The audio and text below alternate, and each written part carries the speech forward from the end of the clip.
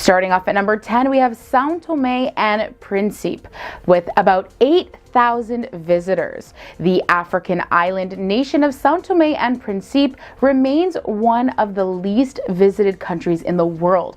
The island's sugar-based economy gave way to coffee and cocoa in the 19th century. Together, the islands comprise the second smallest African country after Seychelles, and at 225 kilometers off the northwestern coast of Gabon, they are seldom visited because of their relative remoteness. Up at number 9, we have a country called Niue with just under 8,000 visitors. The tiny, very rocky island nation is situated in the middle of the South Pacific. At only 260 square kilometers large and with around 1,000 inhabitants, Niue is also one of the smallest countries in the world. Surrounded by protective reefs and presided over by a sunny tropical island, Niue has one very unique trait: high levels of natural radioactivity in the soil. But don't worry, no negative effects have been reported. Making it in 8th place, we have Libya with about 6,250 visitors. Though the 17th largest nation in the world, Libya has more than its fair share of problems. Civil war has plagued the nation, and clashes are frequent throughout the country, with attacks affecting even hotels hosting tourists. 90% of the land is also covered by extremely dry desert with harsh climates. In fact, it's only in the northern regions of the country on the Mediterranean Sea that they enjoy a milder climate. But those tourists that dare to brave the environmental and political conditions will be rewarded with amazing historical heritage and views. In 7th place, we have Marshall Islands with about 6,000 visitors. The Marshall Islands comprises 29 coral atolls with over 1,000 islands and islets just north of the equator. Situated about halfway between Hawaii and Australia, residents rely heavily on fishing. In fact, in 2011, the government actually reserved an area of nearly 2 million square kilometers as a shark sanctuary, establishing the largest one in the world. The country is especially friendly to Americans as the US dollar is the national currency. Now, interestingly, it was the site of the largest US nuclear weapons test in history, with fallout continuing to impact the nation. Though radioactivity isn't the nation's only worry, as it is considered the most endangered country in the world due to flooding and climate change. So if you're going to visit, you might want to do it soon. Up at number 6, we have Equatorial Guinea with 5,700 visitors. Divided into a mainland and 5 volcanic islands, the African nation of Equatorial Guinea is hugely unknown, mainly because of the political issues that have plagued the country for centuries. Despite the huge oil wealth, very little of the wealth has trickled down to the poverty-stricken people. However, Equatorial Guinea offers a rare opportunity to experience Spanish colonial history and beauty.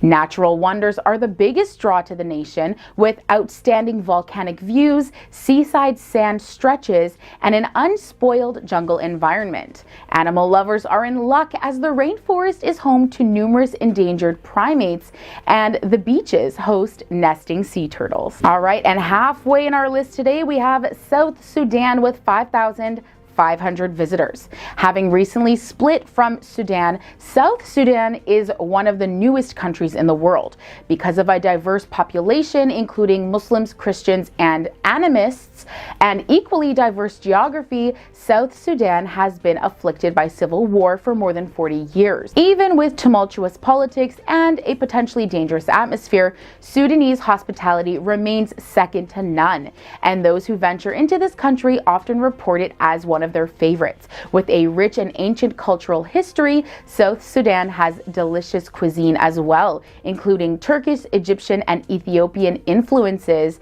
as well as many interesting sites to visit. In 4th place, we have Kiribati with 4,000 visitors. Comprising of 33 islands, Kiribati is an extremely geographically isolated country with a total land area of 800 square kilometers spread over 3.5 million square kilometers waters of ocean. This is a prime destination for divers and bird watchers, especially on Christmas Island, as millions of birds head there each year. Interestingly, Kiribati is the only country in the world to fall into all 4 hemispheres, straddling the equator and extending into the eastern and western hemispheres. It was also the first country to see the dawn of the 3rd millennium on the 1st of January 2000. And in 3rd place, we have Tuvalu with 2,000 visitors. The tiny nation of Tuvalu is spread across 9 islands with a total area of just 26 square kilometers. The secluded islands lie north of Fiji, halfway between Hawaii and Australia. To get there, you'll have to catch a propeller plane from Fiji Airways that flies only twice a week. Featuring a vast diversity of marine life, Tuvalu is the ultimate diving and snorkeling vacation. There are 9 different coral atolls, numerous coral reefs, lagoons, and small islands to spend days or even weeks exploring. Once you're ready for the dry land experience, you can enjoy a distinct, friendly, and protected Polynesian culture with unique arts, crafts, music, dance, and stories. And at number 2, 2nd place, we have Somalia with about 1,000 visitors. Numerous travel warnings are in effect for Somalia due to armed conflict, but before the civil wars began in the early 1990s, Somalia was extremely welcoming to tourists. The country is especially notable for its waterfalls, mountain ranges, and national parks. The wild areas are home to a vast number of interesting wildlife. This includes lions, cheetahs, spotted hyenas, leopards, onyx, and ostrich. Additionally, the country has the longest coastline of any of the African continent and possesses innumerable beaches. And in 1st place, the country with the least visitors is Nauru with less than 1,000 visitors. Plunked in the middle of the Pacific Ocean, this tiny island nation covers less than 21 square kilometers and is home to less than 10,000 inhabitants. Only one airline serves this country with an old Boeing 737, and tourist infrastructure like hotels and restaurants are very minimal. Freight deliveries are rare and employment is even scarcer. Healthcare is basic at best. In spite of its present economic gloom, the island still offers glimpses of its former glory, with turbulent surf surrounding the coastline and seabirds swooping over the green island cliffs. For World War II buffs, there are also remnants of Japanese occupation scattered around the island. The enormous skeletal remains of mining infrastructure are also truly remarkable to see. We have the country of Guinea with a GDP per capita of $2,338 US. Although very rich in natural resources, the country of Guinea faces issues such as poor management and lack of safe infrastructure. Getting important resources such as electricity and water are also a challenge in the country, which makes running a business very costly. These factors also make foreign investors worried about coming to Guinea. The country number 9 is Eritrea with a GDP per capita of $2,102.95 US. Eritrea is a small country in Africa and it has seen some growth in its economy in recent years. However, it still ranks among the world's poorest country, with an average person earning less than $1,500 US a year. A large amount of the country's GDP is made up of remittance, which is money sent to residents from relatives that live in other countries. Country number 8 is Madagascar with a GDP per capita of $1,452.60 US. Madagascar is the 4th largest island in the world, and the average person is 42% poorer today than he was 50 years ago. And this is according to the World Bank. 3/4 of the population of Madagascar are now estimated by the United Nations to live on less than $1.25 US per day. With the majority of the population dependent on agriculture for their survival, the country's economy is really exposed to weather-related disasters. Next on the list, we have Mozambique with a GDP per capita of $1,180.37 US. Mozambique is located on the southeast coast of Africa, bordering Zimbabwe and Malawi, as well as South Africa. Unfortunately, it too is struggling with crippling poverty. There's a lot of corruption, and that is said to be a massive problem problem in the country, which hinders the economic success of the residents. Much of the rural Mozambique lives on less than $1.25 US per day. The country number 6 is Malawi with a GDP per capita of $1,163.30 US. In Malawi, well over 85% of the country's population live in rural area and is dependent on subsistence farming. The country's economy is fragile and very dependent on foreign aid. Back in the year 2000, however, the International Monetary Fund, or the IMF, stopped its aid payments to Malawi, saying that widespread corruption and mishandling of the funds by the government was the main reason. The country halfway in at number 5 is Liberia, and they have a GDP per capita of $1,161.20 US. Unfortunately, Liberia is often pointed to as an example of a failed state.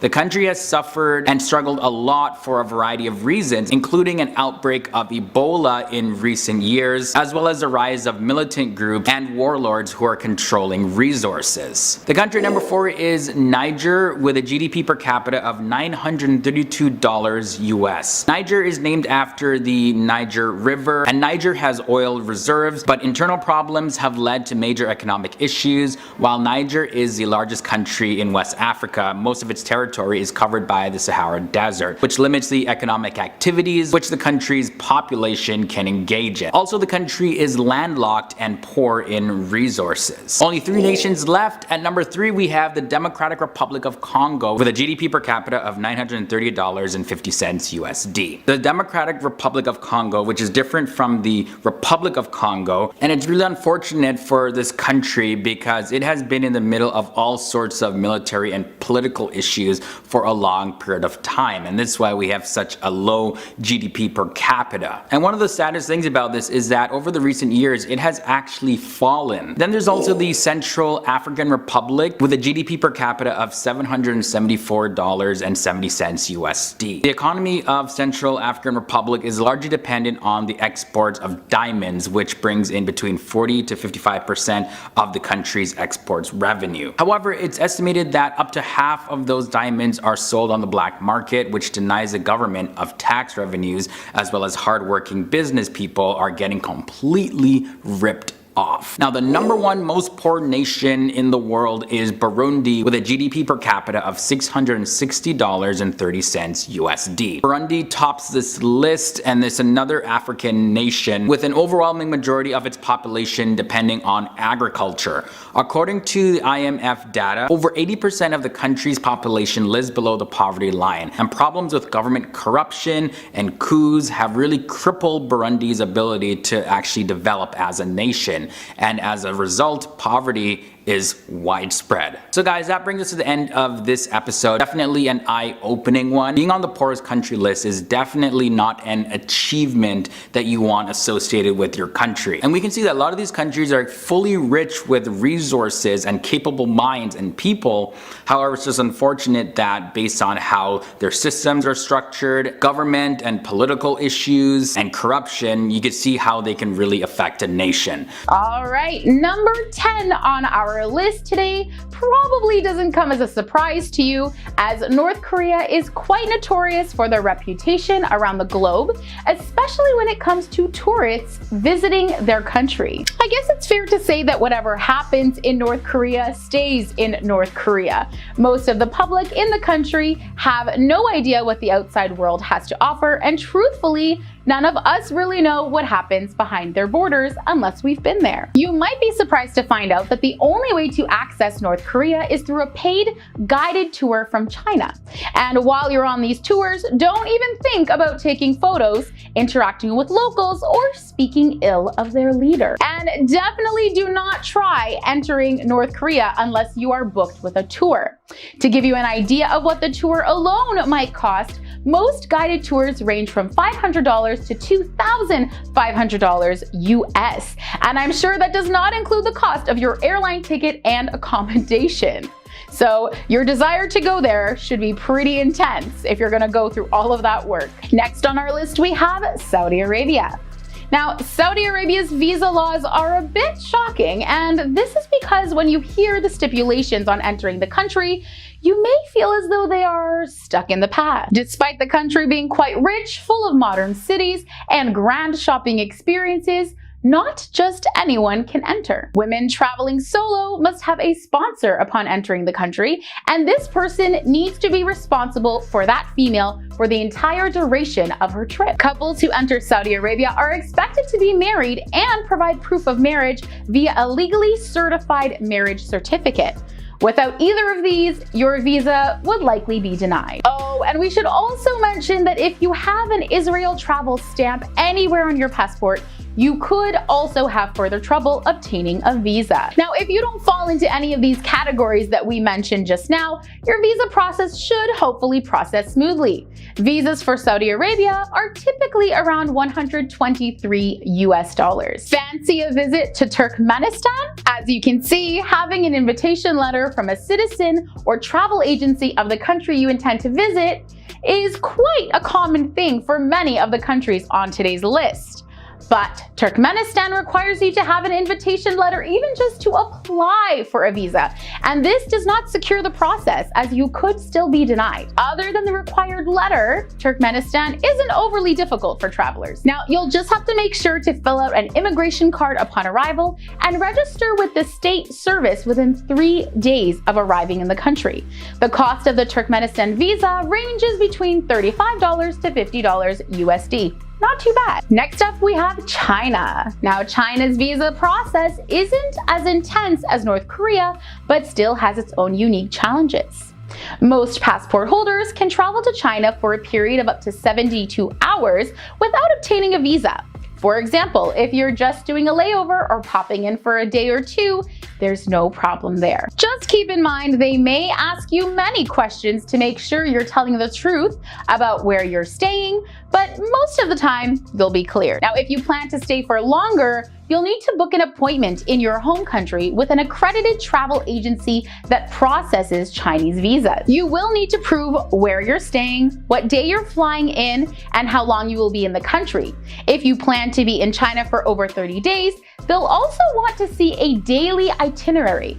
Prices for the Chinese visa can vary. If you're coming from Canada, it will run you about $162, and coming from the States, it'll be closer to $242. Now, I actually experienced this application process myself as I visited some friends in China a few years ago. It is quite a lengthy process, so start early. Now, this next country is definitely on my list. Angola may or may not be on your list to travel to, mostly because the country is still recovering from years of civil war. Surprisingly, the capital city Luanda has been rated as one of the most expensive cities in the world to visit, and the visa process is not even close to being a smooth one. You'll need an invitation letter, proof of all your hotels, and you'll want to give yourself months to obtain the visa, as many things could go wrong in the process.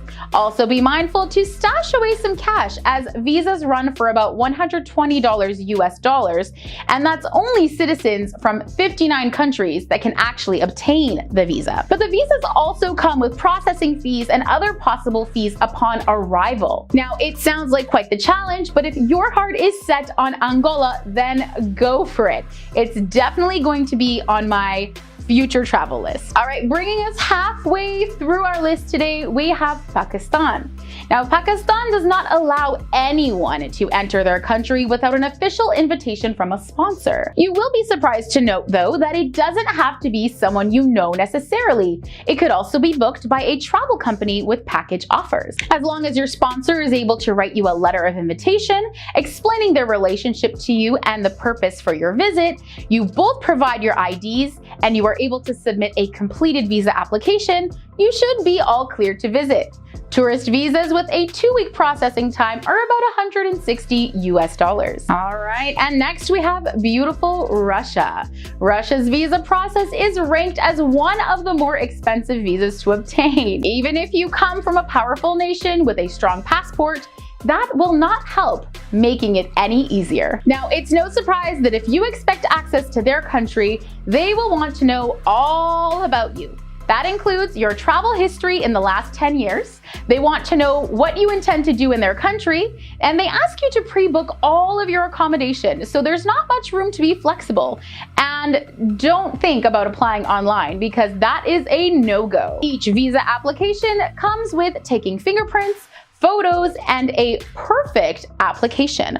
One single mistake could cause a total mess and delay. So be sure to give yourself lots of time for your Russia visa to be processed and be ready to fork out the money. Coming from the US, visas run at about $160, and coming from Canada, they are approximately $112. Now, our next country is Nigeria. It is a beautiful country with lots to explore, so the work that you'll put into getting a visa will most likely be worth it. In order to obtain a tourist visa, you'll need a letter of invitation from your host, a confirmed hotel reservation, a valid return airline ticket, evidence of funds to cover your stay in Nigeria, and proof of legal residency from your home country.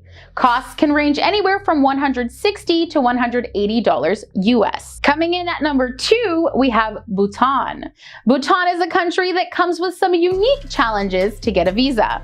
And it's not because it's overly rigorous, but because the people of Bhutan pride themselves on the quality of life in their country. Now, I had no idea, and maybe you don't either, but they are the first carbon negative country in the world, and they value their national happiness index above all else. So in order to visit Bhutan, you will have to book an all-inclusive package through a travel agent. These packages range from $200 to $300 US per day, and a visa on top of this is approximately $40. But you know what? That's not too bad considering it covers all of your expenses. Definitely seems worth it. And last on today's list, but certainly not least, we have Iran. Iran's visa process varies quite greatly depending on which country you're coming from. Iran has said they are trying to make their process more streamlined, but at this point, you should definitely check to make sure you know the requirements before flying. If you are from Armenia, Azerbaijan, Bolivia, Georgia, Malaysia, Syria, Turkey, or Venezuela, you are eligible for a free visa. Most travelers are eligible for a VOA, or visa on arrival. Though it's important to note that this list does exclude Canada, the United Kingdom, the United States, Afghanistan, Bangladesh, Colombia, India, Iraq, Jordan, Nepal, Pakistan, Somalia, and Sri Lanka. And any travelers who have visited Israel within the last 6 months will likely not be granted entry. On top of all of that, you will also need a visa code when you apply from a registered tour company. The Iran travel visa upon single entry is approximately $190 US. So starting with number 10, the name Kuwait actually means fort. Kuwait is derived from an Arabic word, akwat, which means fortress built near water. Until the 18th century, Kuwait hardly had any settlements, but the area was visited by nomads who would come and go. However, when drought struck the desert area, they built fortified settlements near the coast of the Gulf in what is known today as Kuwait. Moving on to talking about the currency. The Kuwaiti dinar is the official currency of Kuwait. Interestingly, it is subdivided into 1,000 fils. So 1,000 fils would be 1 Kuwaiti dinar. To compare that with Canadian money, 100 cents would equal 1 Canadian dollar. The Kuwaiti dinar was introduced in 1961 to replace the Gulf rupee. At first, it was equivalent to the British pound sterling, but today it is currently the highest currency in the world when measured against the US dollar. So 1 Kuwaiti dinar equals $4.29 Canadian, $3.26 US, and €2.78. The high value rate of its currency is explained by significant oil exports into the global market. Due to the stable petroleum-based economy, highly developed oil production and export, Kuwait is considered to be one of the richest countries in the world. Now that brings us to talk about the oil industry, which is a huge part of Kuwait. Kuwait is actually a major oil supplier. Oil comprises nearly half of Kuwait's GDP. Around 95% of of exports and approximately 90% of the government revenue. Kuwait holds approximately 7% of the global oil reserves and has a current production capacity of about 3.15 million barrels per day. The Kuwait Petroleum Corporation, or KPC, has announced its intention to increase oil production capacity to 4 million barrels per day by 2020. Moving on to talk a little bit about culture. So the Sheikh Jabir Al Ahmed Cultural Center, or the JACC, known by most, is informally known as the Kuwait Opera House, and it is a prominent cultural center in Kuwait. Interestingly, it is the largest cultural center and opera house in the Middle East. The center strives to entertain, educate, and inspire the people of Kuwait, offering a range of events in music, theater, films, workshops, and spoken word. Now, the cultural center complex is divided into many different buildings, which include theaters, concert halls, music centers, libraries, a public park, many restaurants, and a large interactive water fountain. The cultural center took 2 years to complete and a budget of $775 million. Moving on to fact number 6, the world's 4th longest sea bridge is in Kuwait. The Sheikh Jabir Al Ahmed Al Sabah Causeway is a mega bridge project with an estimated construction value of approximately $3.6 billion that spans the Bay of Kuwait in 2 directions and comprises of 2 links. The main link, which connects Kuwait City with the future Silk City, and the Doha link, which connects Kuwait City with Doha and the Kuwait Entertainment City. So this project actually forms part of the Kuwait National Development Plan for 2035. The bridges are named after the late Sheikh Jabir Al Sabah, who reigned during the Gulf War, to commemorate his contribution to the development of Kuwait. It is one of the largest and most challenging transport infrastructure projects in Kuwait, as well as the entire Middle East region. The main link is the 4th longest road bridge in the world at 36.14 kilometers.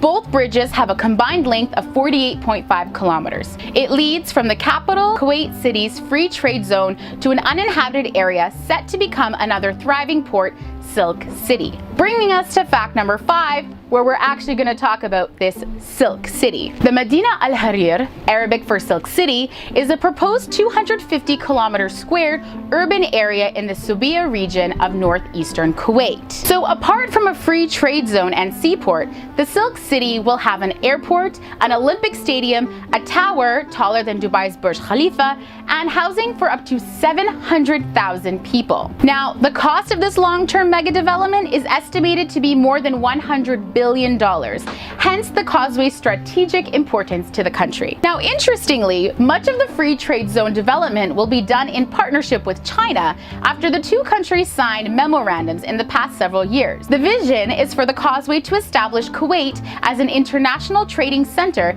connecting the Middle East with the rest of Asia. Next, we're going to talk about shopping. Now, Kuwait is home to the Avenues Mall Kuwait. The Avenues Mall is the largest shopping mall in the country. The mall opened its doors in April 2007 under the patronage of Sheikh Sabah Al Ahmed Al Sabah. It was the winner of the ICSC Gold Award for Best Shopping Center of 2013 under the expansion and design category in the Middle East and North Africa. Since it first opened in 2007, the Avenues has continuously developed and enhanced the shopping experience in Kuwait to outstanding levels. It has set new benchmarks and standards throughout the industry. It is considered to be one of the largest malls in the world, with more than 1,100 stores spread over 12 districts. The districts are inspired by classical and modern architecture. They include the First Avenue, Second Avenue, Prestige, Grand Avenue, Souk, the Mall, Soku, the Arcades, Grand Plaza, Electra, the Forum, and the Garden, and parking spaces that fit more than 10,000 cars. You guys, I've been there. It's an amazing sight to see. Any store you could think of is pretty much in this shopping center and restaurant as well. All right, moving on to fact number 3, no income tax. Yes, Kuwait is among 15 countries around the world who do not have income taxes. How is this possible? Well, Kuwait is a small, wealthy country that earned its fortune through the oil industry, so it doesn't need to levy an income tax, making it a very attractive living and working destination for expatriates. speaking of expatriates, that's going to bring us to talking about the population of Kuwait. The current population of Kuwait is 4,288,398 as of Wednesday, October 14, 2020, based on Worldometer elaboration of the latest United Nations data. Now, shockingly, 2/3 of the population are non-nationals. Expatriates account for about 70% of Kuwait's population, including 1.1 million Arab expatriates and 1.4 million Asian expatriates. The Kuwait government rarely grants citizenship to foreigners to maintain its status quo. Now, Kuwait actually recognizes itself as a very expat-friendly country, as it is highly Americanized, especially in the hub of Kuwait City. Now, as I mentioned a little bit earlier, obtaining permanent residency in Kuwait generally requires you to have either Kuwaiti relatives or formal employment within the country. Kuwait also doesn't have much need for foreign investment, so citizenship by investment is also not a possibility.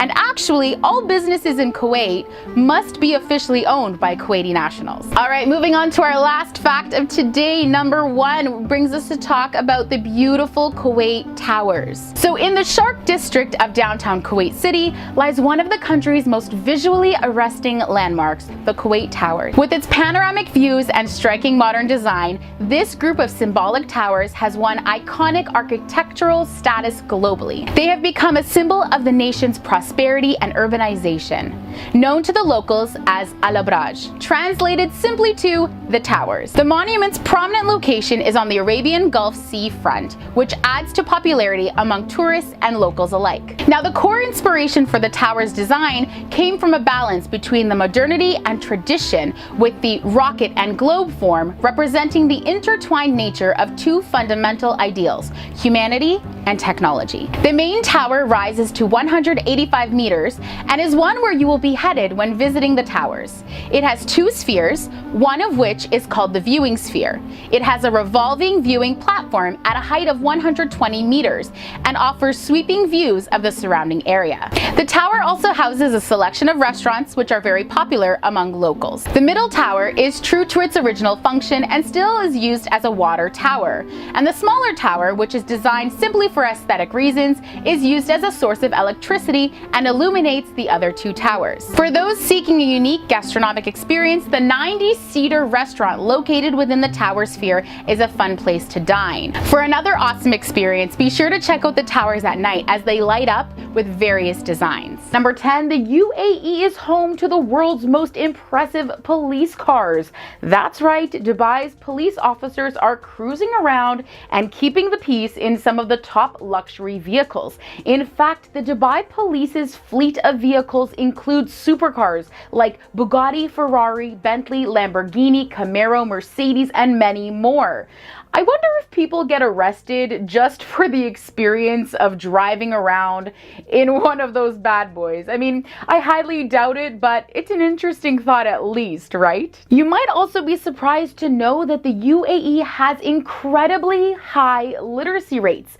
The UAE has one of the most impressive literacy rates in the world, with a general literacy rate of 93%. Amongst women, this figure is even higher at 95.8%.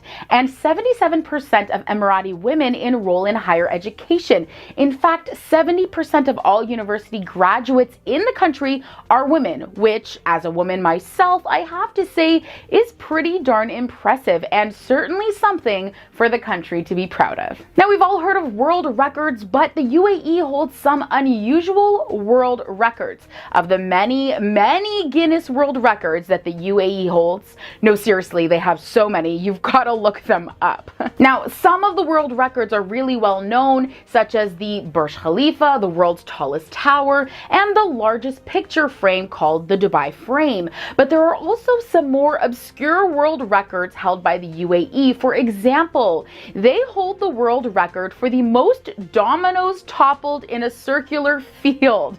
And it was 89,995 dominoes, in case you were curious, as well as the biggest cup of tea in the world, measured in at 5,000 liters. I mean, they probably gave tea to everyone that day. They also hold the record for the heaviest vehicle pulled by hair and the fastest 10 meters completed by a horse on its hind legs in a record-breaking 9.2 seconds. I don't know about you, but I definitely would have paid to see that last record being broken. And as one of the world's most popular destinations and transfer routes, it's no surprise that the UAE has 9 airports in commercial service. The Emirates Airport is one of the busiest airports in the world, ranging from total flights per minute to total thousands of flights per week. Due to the United Arab Emirates air traffic, the country consists of world-class airports classified by their services, performance, quality, and infrastructure.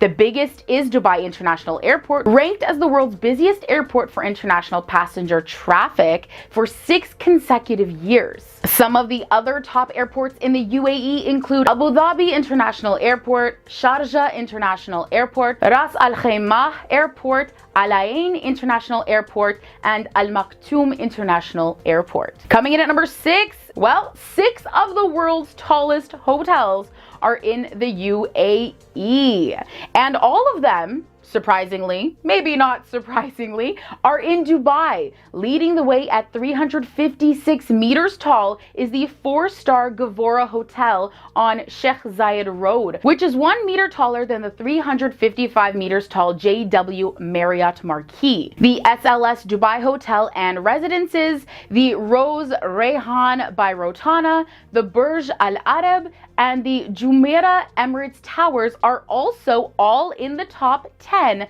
tallest hotels in the world. And up at number 5, the halfway point today, the UAE turns 51. Yes, the UAE is a fairly young country. On December 2nd, 1971, the UAE was officially formed through the combining of 6 emirates: Abu Dhabi, Ajman, Dubai, Fujairah, Sharjah, and Al Quwain. Ras Al Khaimah, the 7th emirate, joined the federation on February 10th, 1972. And you may not be aware of this, but there is a building that leans more than the Leaning Tower of Pisa in Italy. Yes, it's true. Abu Dhabi's Capital Gate building leans more than the Leaning Tower of Pisa. In 2010, the mixed-use hotel and office building was certified as the world's furthest leaning man-made tower by Guinness World Records.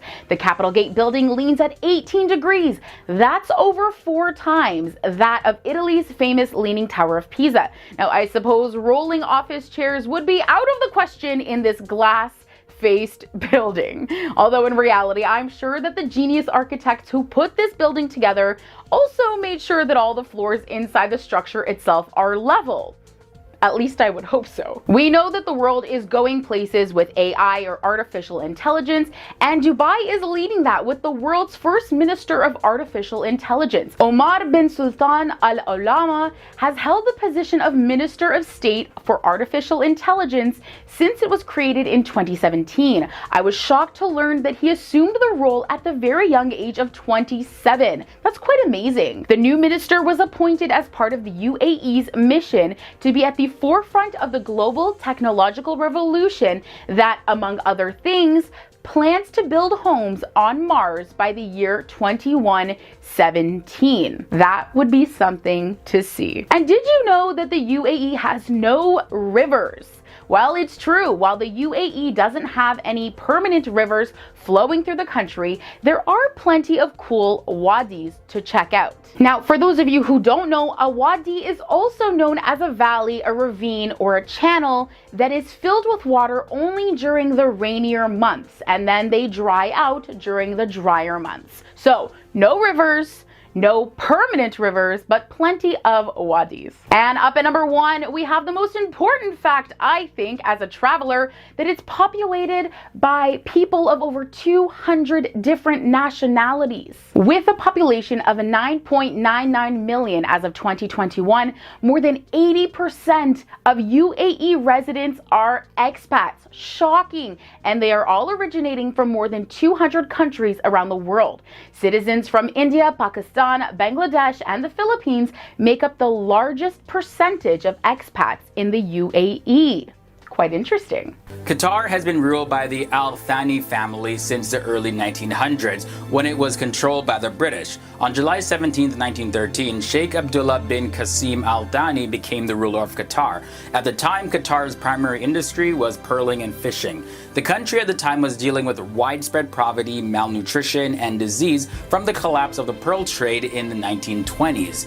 In 1939, oil was discovered in the city of Dukhan, but development on the field was slow until 1949 because of World War II. While the oil discovery was great, it was nothing compared to the natural gas reserve found 30 years later.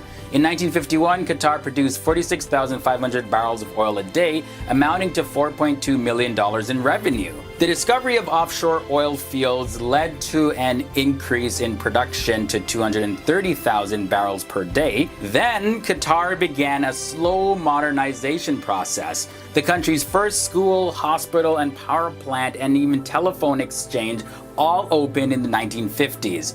Oil revenue steadily increased through the 1960s as the Al Thani family grew stronger by placing relatives in high government positions. However, oil production is not expected to remain at its peak levels of 500,000 barrels a day because of the oil fields are projected to be mostly depleted by the year 2023. But Qatar has natural gas reserves to compensate for that. Qatar's reserves of gas are the third largest in the world. Qatar's reserves are estimated to be at 896 trillion cubic feet. In the year 1971, the world's largest natural gas field, the South Pars North Dome gas condensate field, was discovered off the coast of Qatar. But the crash of the oil prices in the 1980s stopped the growth of the economy. By the year 1995, the situation in Qatar had not improved until Hamad bin Khalifa Al Thani took power in a coup, and then Qatar became a very powerful force. Hamad saw that keeping a low profile could be dangerous and set a whole new direction for the country. So how exactly did Hamad raise Qatar's profile in the world? What he ended up doing was pretty big. So first, he let the US set up its regional military headquarters, the Al Udeid Air Base, outside the capital city of Doha. The partnership with the US military has given Qatar a new level of security. Hamad then went on to integrate Qatar into the global economy. He built the world's largest facilities for condensing liquid natural gas and began exporting liquid natural gas for the first time. Following that, over the past 15 years, 14 liquid natural gas plants have been built in partnership with international oil companies. In the late 1990s, Qatar entered in production sharing agreements with several international oil companies. And in 1996, for those of you who keep up to date with anything to do with the news, well, you probably know about this. Hamad launched Al Jazeera, which is a 24-hour news station that combined aggressive reporting, high production value, as well as an Islamic worldview. Al Jazeera became huge, and the purpose of this organization was really about enhancing Qatar's visibility as well as its influence. But the channel has gone on to be one of the most important broadcasters in the whole Arab world when it comes to news. Qatar's GDP has skyrocketed over the past 15 years thanks to steady oil production and high natural gas production. In regards to planning for the future depletion of its oil, well, Qatar has taken measures to diversify its economy. In the year 1998, the government built Education City, which is a huge campus that supports 6 American and 2 European universities, as well as research centers. Qatar has a sovereign wealth fund of $170 billion. Then in the year 2005, Qatar established the Qatar Investment Authority to recycle oil and gas income into other income streams. In other words, it was set up to buy a lot of things around the world and thus reduces the country's exposure to the oil price. In London alone, it owns Harrods, the Shard, the Chelsea Barracks site, the US Embassy, and the Olympic Village site, among many others. It is also the largest shareholder in Sainsbury, which is just over a quarter of the business. And check this, guys, it also co-owns Miramax Films after purchasing it from Disney with a group of other investors. The Qatar Financial Center was built in 2005 to develop Qatar's financial services industry. The country believes it can become a financial services leader for the Gulf states thanks to its relative stability and large base of capital. In 2006, Qatar passed Indonesia to become the largest exporter of liquid natural gases in the world, with revenues from oil and natural gas amounting to 60% of Qatar's GDP. But more competition was coming, with liquid natural gas production booming in places like the United States as well as Australia. And then in December of 2010, Qatar was selected as host of the 2022 FIFA World Cup. And because of that, Qatar promised to build 12 state-of-the-art stadiums that would employ cooling technology so players could escape the heat. Qatar has positioned itself as a sporting hub for the region, hosting or planning to host numerous global sporting events. And last June, it was alleged that Qatar spent $5 million on bribes to secure the 2022 World Cup bid. Switzerland is now opening an investigation into mismanagement and money laundering related to Qatar's bid. So there's still quite a bit of controversy going on there, but hey, Qatar has really set itself up powerfully to be a powerhouse nation in the world. Coming up at number 10, we have the United Kingdom with 39,400,000 visitors. Afternoon tea, posh accents, and of course the Queen have built Britain into an image of refined elegance. Combining the historical sites of Britain, Scotland, Wales, and Northern Ireland under the United Kingdom banner, we have ourselves a myriad of landing points for tourists. While central London and other major cities have tons to offer tourists, Great Britain's outskirts boom with history and sites such as Neolithic stone circles, crumbling castles and forts, Roman baths, and New Age museums. Scotland is home to the wildlands, bridging lofty lochs and tumbling aisles with Chain's historic fortresses and what were once battlegrounds. Northern Ireland, in contrast, is popular for its clinking pints of beer and hip cities, drawing from both modern Britain and Scottish Highlands. Coming in at number 9, we have Germany with 39,600,000 visitors. Germany may be remembered for its rocky history, but it is also the birthplace of great thinkers, inventors, and creatives who ushered in the modern era. From the contemporary architectures by Frank Gehry and Daniel Libeskind to lofty museums and automobile factories, you can track the country's cultural footprints. Cast your eyes beyond the Romanesque and Baroque build of Berlin, Munich, and Hamburg to see the swaying path into rural Germany. The valleys unfold into imposing forests and vast vineyards, reaching towards northern dunes and the chilly Alps. Coming in at number 8, we have Thailand with 39,800,000 visitors. The spiritual and celestial guide many of Thailand's cultural practices, prophesizing the intertwining of sacred spaces and nature. As you trail the splendid estates of gleaming temples and intricate shrines, you'll stumble over the roots of ancient banyan trees, past green framed Buddhas, and other floral offerings. Nature is never far. Thailand's rural heartland comprises deep caves, majestic waterfalls, beautiful rice terraces, and oscillating hills. Chaotic city life and serene farmland aside, visitors come for Thailand's dynamic coast.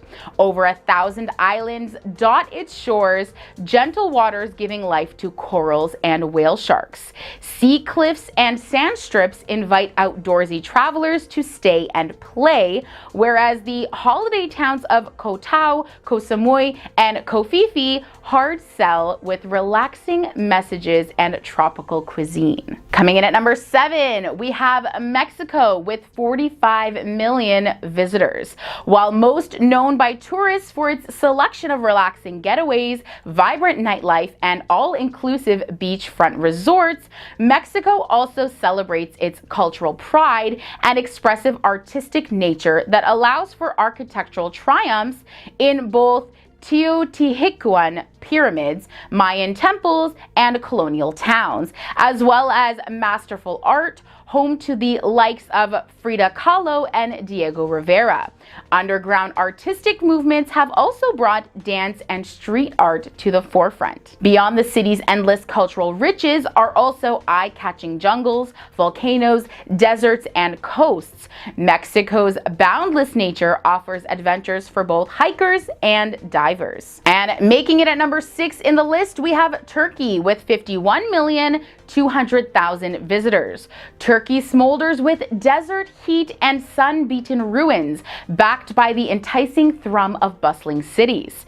Having been conquered by the Romans, Byzantines, and Ottomans, Turkey treks its story from fervent Istanbul to the romantic Mediterranean coast. On the way are magical landscapes that range from jutting rock formations to glittering lakes and olive groves, rugged mountains, and beautiful beaches. As if Turkey wasn't alluring enough, its culinary specialties draw from both inland and coastal sources. Spiced kebabs, oil-cooked vegetables, and sweet baklava barely skim the trove of local eats. And making it at the halfway point of today's video, we have Italy with 64,500,000 visitors. The arts come to mind when we think of Italy. The Byzantine architectures, Padua's frescoes, Michelangelo's David, and the greatest of Da Vinci's works, to name a few. Heritage sites feature the remnants of ancient Rome and subsequent empires left in the form of ruins, archaeological sites, churches, and manors. Attention to aesthetics translates into the everyday details too. Italy is home to some of the biggest fashion minds. On the more natural spectrum is extraordinary geological diversity. From the turquoise coral reefs to the icy Alps, Italy flourishes in blues and greens. Where nature is abundant, culinary delights follow. Indulge in the powdery dough of pizza, pasta, and pastry, and an array of fine wines. All right, up at number 4, we have China with 65,700,000 visitors. It is impossible to capture neither China's vastness nor the breadth of its existence. Besides fast developed cities are ancient crumbling villages, the time-worn Great Wall, vibrant hues of Buddhist temples, and water towns. When you've had your fill of modern malls and artifact-filled museums, spare time for China's magnificent landscapes. Choose between Yangshu's winding river, Hong Kong's concrete jungle scape, haunting Mongolia deserts, and the floral crown of Qinghai Lake. Or maybe you're better off picking at the historical intrigues within Beijing's Forbidden City, perhaps seeking out the hidden speakeasies of Shanghai.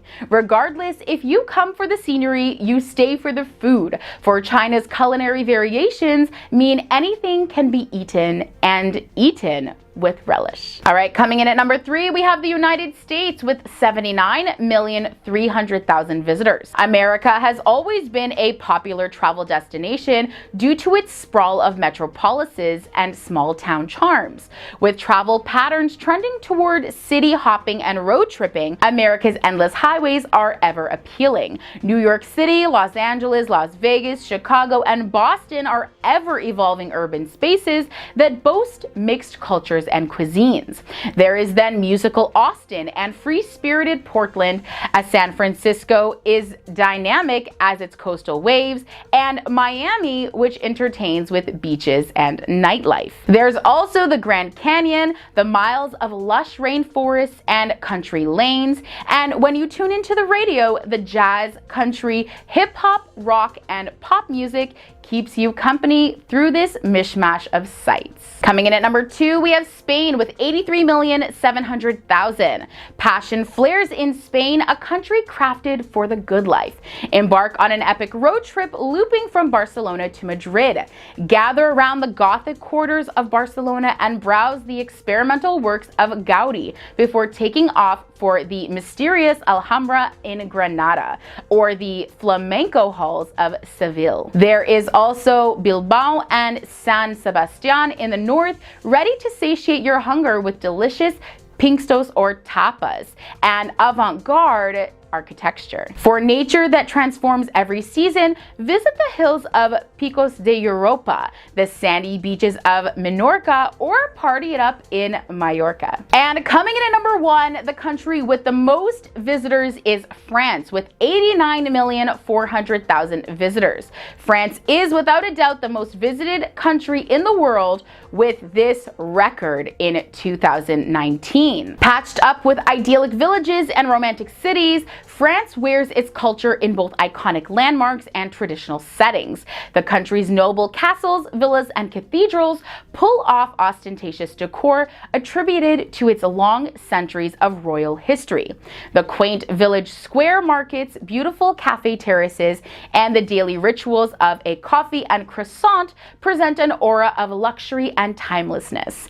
Don't overlook France's nature either. The lyrical forests of Corsica and the warm waters of the French Riviera are well-sought retreats for city dwellers.